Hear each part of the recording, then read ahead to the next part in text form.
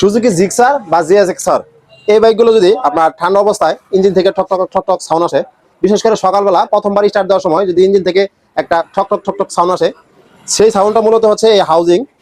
যে বাইকগুলো আপনার 15 থেকে 20 হাজার কিলো চলা বাইকগুলো আছে, বিশেষ করে পুরাতন বাইক 15 থেকে 20 হাজার কিলো চলা বাইক, এই বাইকগুলো যদি ইঞ্জিন থেকে ঠক ঠক শব্দ আসে, সেক্ষেত্রে আপনারা যে কাজ করবেন, এফজেড বাইকের যেরকম মাউন্টেন রাবারগুলো টাইট করতে হয়, এই সুজুকি জিক্সার বা জিএসএক্সার এই বাইকগুলোতে মাউন্টেন রাবার নাই, মানে হাউজিং এর ভিতর যে রাবারগুলো আছে সেই রাবারগুলো নাই। এটার যে স্প্রিংগুলো আছে দেখেন, এখানে মোট 6টা স্প্রিং আছে। এই স্প্রিংগুলো লুজ হওয়াতে এটার ভিতরে মানে যেরকম গজাগজি করতেছে সেরকম একটা সাউন্ড আসতেছে। মূলত স্প্রিংগুলো একদম লুজ, এই যে ভিতর থেকে একটা সাউন্ড আসতেছে, মানে সাউন্ডটা বেশি পরিমাণ।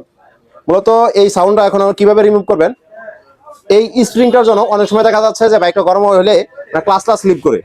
এই দুইটা সমস্যায় সমাধান পাবেন, মানে ইঞ্জিনের যে থেকে ঠক ঠক সাউন্ড আসা আর হচ্ছে ক্লাস স্লিপ করা, এই দুইটা সমস্যায় সমাধান পাবেন। আপনার এই স্প্রিংগুলো মেন কথা হচ্ছে আগে টাইট করতে হবে।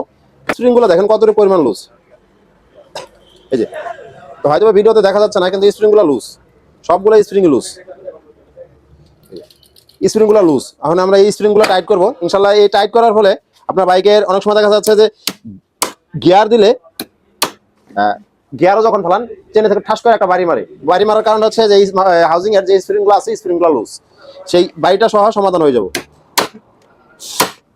এই যে একটা স্ক্রুড্রাইভারের মাধ্যমে আমরা এই স্প্রিংগুলো টাইট করতেছি।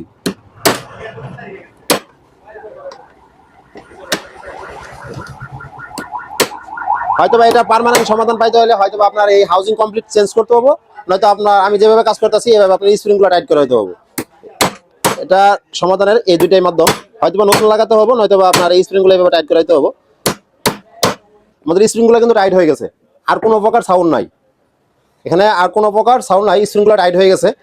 এটার কিন্তু ফ্রি হুইলে কিন্তু ঠিক আছে। হাউজিং যে যতটুকু ফ্রি হুইলে থাকার দরকার, মানে যতটুকু কথা দরকার ততটুকু কিন্তু কষ্ট আছে।